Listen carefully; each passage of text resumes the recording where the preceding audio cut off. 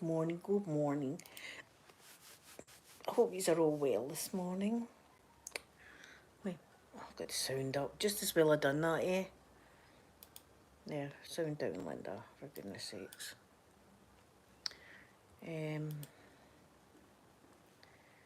am I?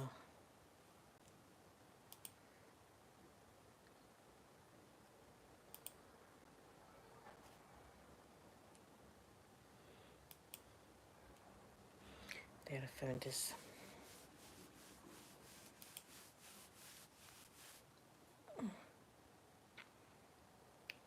Live chat. Mauve lover, good morning, morning. I'm ready to say afternoon because we're really in the afternoon. But good morning. See if I say afternoon, just run with it. I'm going to pin in the chat above a link to the membership if you fancy becoming a member of the channel. You get wee emojis and stuff like that, and I'm just going to pin it to the top. There we go. That should be it pinned. Good morning, Carolyn Shinedown. Good morning, good morning. Know how I said yesterday that the meeting was yesterday with my dad.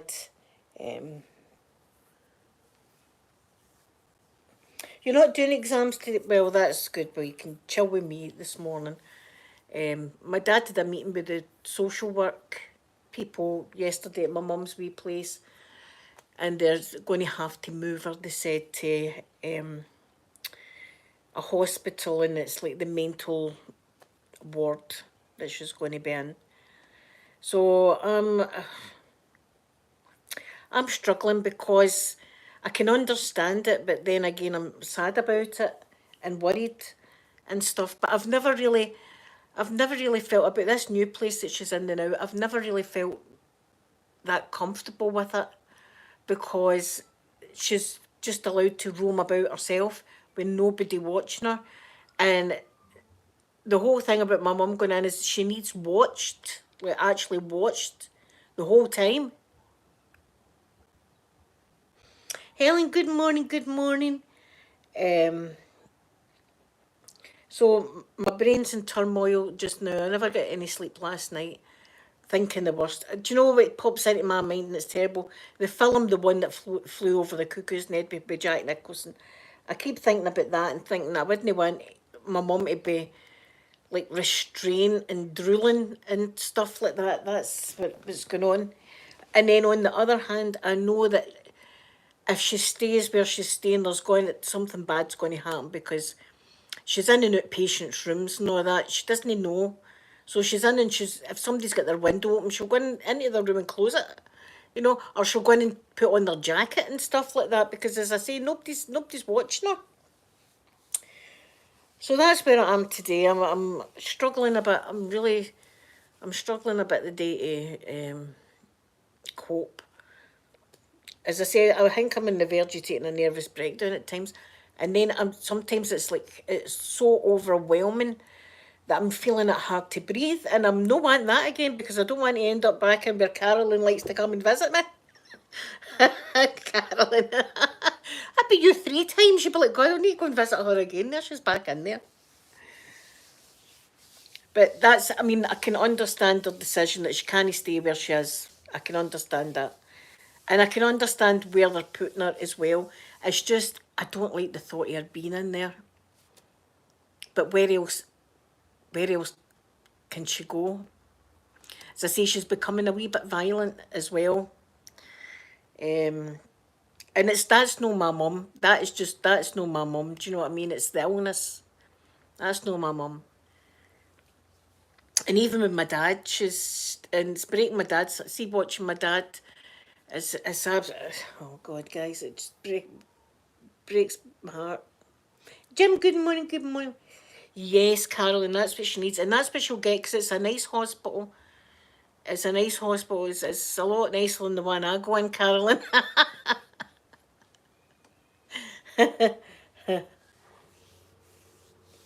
Yes, see, this is it. These people in the hospital as well, and the people with the medication. The place that she's in just now, it's like care workers looking after her. So the nurses and the doctors come in and decide where she's going. I'll be round the clock watching her, and they'll be able to know what to do with patients if they're refusing their medication. And if she needs to be jagged, she'll need to be jagged. I mean, what else can we do? I was saying about the patches, but some of this medication and stuff like that, you can't put it on with the patch. So, um, thank you, Shinedown. It's really difficult.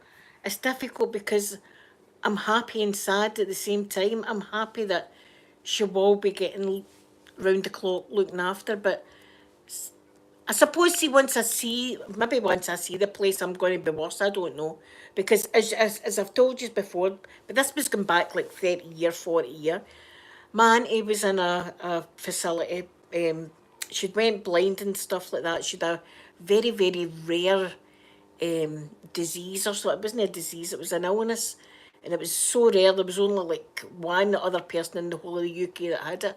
But she went blind when she was 21, completely blind. And something happened to her brain as well. And she couldn't really talk or walk or anything like that. So she was in this facility anyway. But we would talk away, me and my mum. And there was a man in, I've told you about him before, his name was Duncan, I'll never forget Duncan. And Duncan had a terrible something baiting problem. See, if you write a letter, you write master, right, and then later on then somebody else's name is baiter. He was had a compulsion to do that all the time. And he was just wandering about, right? So it would get to the stage that we would just ignore Duncan, right? So we'd go in to visit my auntie, and I'd be like, all right, auntie. And there he is at the side of you. And not only has he got that terrible problem, which must have been hell for the man, let's face it, right? But his hands were always down his trousers. But he would make noises as well. If it wasn't worse, if it wasn't bad enough, right? So you'd be sitting talking to my, how are you today, auntie? You're looking good today. And he'd be beside you and be going, whoa, whoa, whoa. He'd be doing all that at the side, but you've got to ignore it, right? You've got his name was Duncan. I'll never forget the man, and for all the wrong reasons. And I'm sure he wasn't like that in normal life, but whatever happened to him, he ended up that he was a mad thingy baiter the whole time. And you'd sit down the boat, he'd be doing it, it was like terrible. So I'm visualising that place for my mum this time. But I'm sure it's came on leaps and bounds for then. I mean, in that hospital that my auntie was in, you didn't even know who the doctors or nurses were because nobody wore a uniform. And it was a bit, you didn't know if somebody was like, let me go, I'm going to my car. You didn't know if you should open the front door and let them go to the car because you didn't know if they were a patient or not. Anyway, I think that it's come on leaps and bounds since then because I'm visualising a lot of things that happened in that place. Of course, there was a wee woman that I humoured, and my ex-husband was there one day, and he was again like that. Don't what was it he said? Don't encourage them. Don't encourage them. He said to me, right, this wee woman comes out to me, and she's got a bottle of hair conditioner.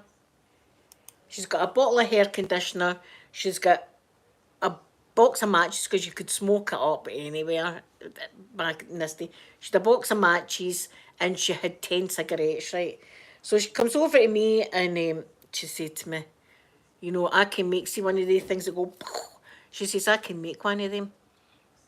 I'd see, you're worried about what you're seeing on here.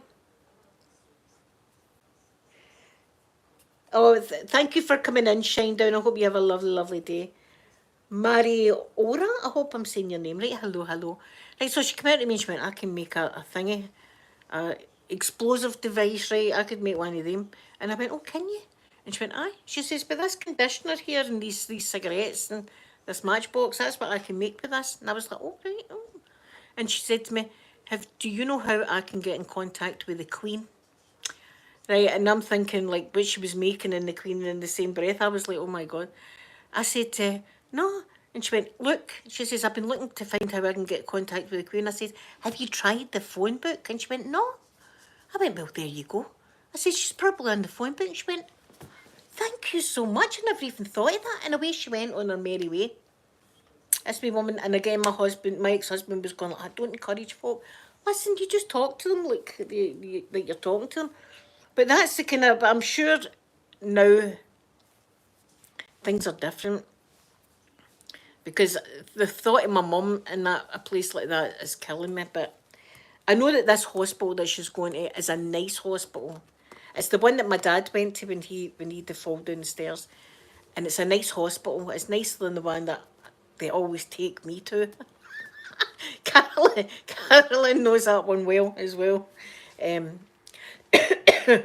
so that's it the day, guys. That's it the day. I'm going to try and pull myself together tomorrow. I've got some videos to do. Happy, lovely Happy, the new member. I'm doing her a custom video tomorrow.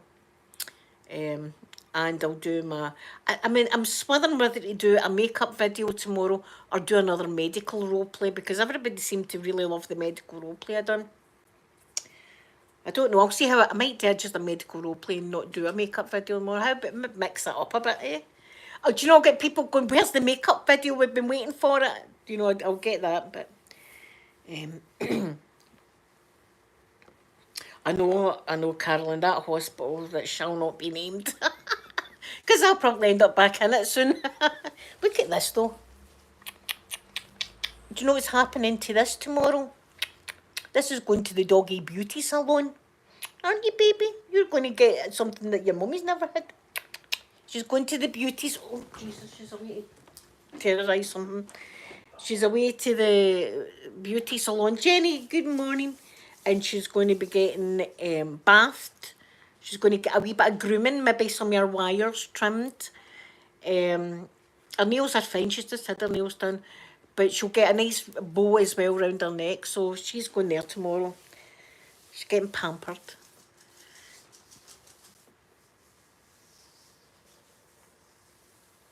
Yeah, and this is an actual, like, hospital as well.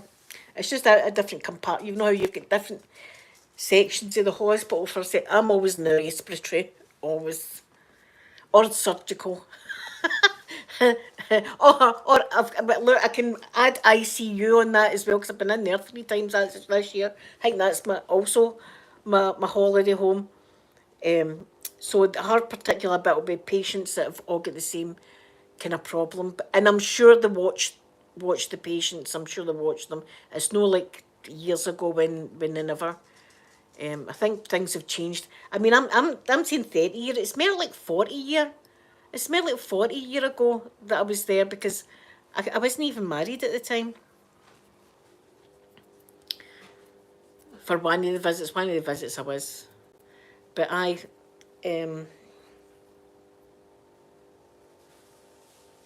oh my God. Is your wee doggy okay, Carolyn? That's well, 350 vet bill, I know. I hear you, because I had Daisy at the vet. It was £67 before they even look at your dog. £67 right away before they even do anything with your doggy. And then they give you tablets that you could probably buy for a lot cheaper elsewhere, but you feel compelled to buy the ones that the vet's giving you. Well, do the ones the vet's giving you. Coffee's bad, isn't it, for doggies? Onions as well. Onions, in case you did non-chocolate. Chocolate is bad for dogs. What else? I think grapes are bad for your doggies too. I don't know, but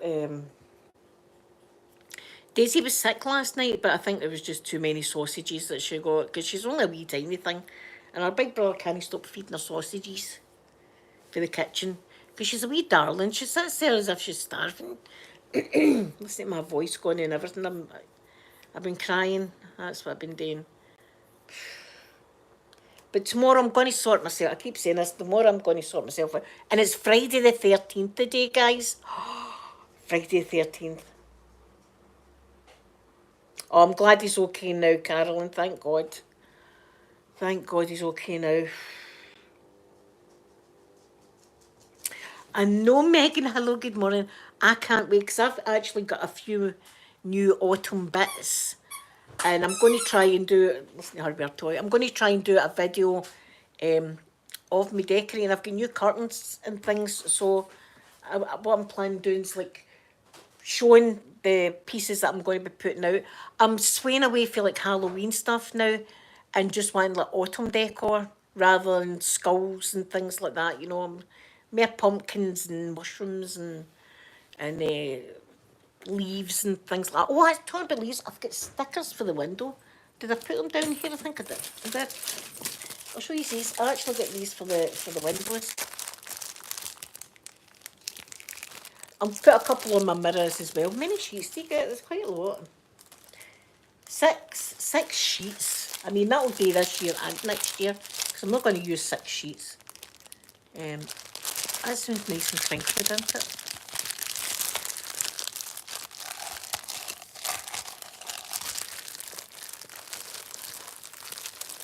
Oh, I wonder about Tenerife, what it's like in Tenerife. Halloween, that'll be cool to find out.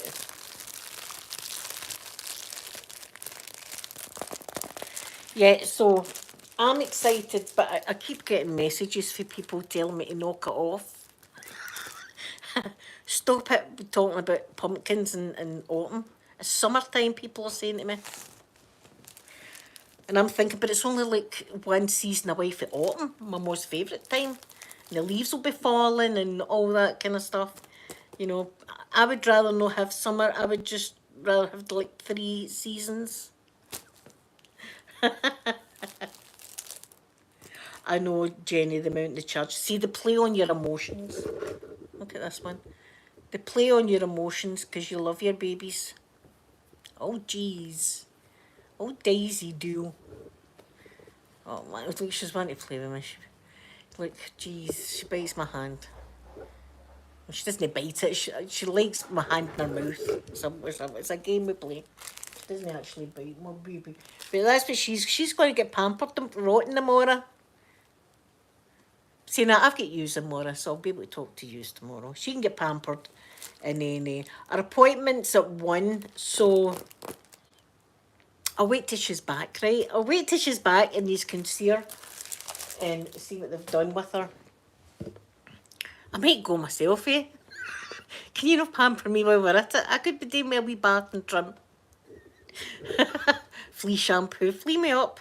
Just flea me up. It means, has anybody else watched the Indian man that I showed you that does the head massages? And when I say massage, I just mean he slaps the absolute crap out of your head like that. Just slaps it. Like this. He slaps it. He bangs it like that. His finger does that with your head. I kind of want it. I kind of would like that kind of thing happening. Rather than a nice massage, I think I want my head slapped. There'll be people all lining up going, do you know what? I've wanted to slap your head in years. Come here. Slap like that. But that's what he does. He slaps your head like this. And I think I'd like that. But oh, do you know, he is a bit rough, mind you, because do you know what he does? He grabs them like this, he grabs them like that, right? And then he sticks his knee in the base. He couldn't do this with me. He'd snap my back. The base of his bed, and then yanks them out, and you hear the backbone going snap like that. And the person going, oh. And then he grabs them like that, and he pulls them round to the side like that, and crack. And, oh, like that. And then he does it that side. And then he pulls their fingers out, and gives me the creeps. Pulls their fingers out so that all the fingers crack. I don't like that. That gives me the creeps, that. I don't want no cracking, please. If anything cracks, I'm in hospital.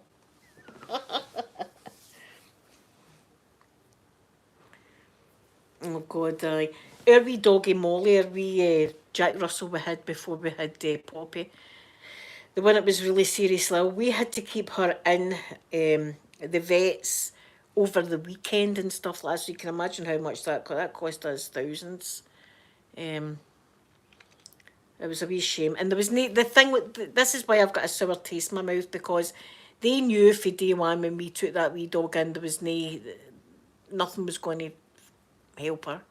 that her insides were coming out, basically. I mean, the back end was like, the inner tube was coming straight out her bottom and all that, and she never had a solid poo ever. And they knew before that they tried sewing her bottom up, didn't work. They tried all sorts of stuff, but they gave us this food that was allergy food that was just like a jelly with no taste and no smell. No chance in hell my dog was going to eat that. You know, no way was she going, and it was like £35 for a tray of the dog thing, and then eventually they'd put her, let her go over the rainbow bridge. But I just felt as if they kind of milked us for every single penny that we had, and we were grasping onto anything like maybe that will help her, maybe this will help her, maybe that will help her. We just done it all because we were hoping that it was going to be an amazing fix, and nothing did, and I just felt as if we were took advantage of.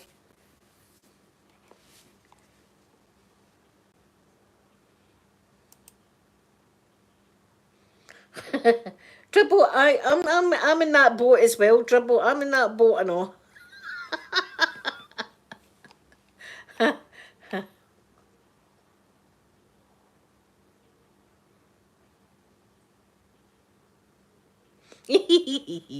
Yeah, look, I might do that. Going to just give me a pamper and all. Daisy, you're getting. In fact, I'm taking Daisy's appointment. How about that? I was going down to the pet groomers and me just going, do you know what? Daisy has an appointment today, but I'm just going to go in her place. Just groom me. Do they head slap by any chance? Any head slapping? They'd be like, this lassie's no well. That's what they'd be like. So guys, I'm going to go and look at this, and she's awfully lovey-dovey today, look. And you'll see her tomorrow, and she'll be all groomed. I think some of these wires might be cut. You're going to get a grooming tomorrow, honey? You're going to get groomed tomorrow. So we'll see you tomorrow, everybody, and have the most lovely Friday the 13th, and stay safe, and I love yous, and I'll be back tomorrow. Bye, everyone.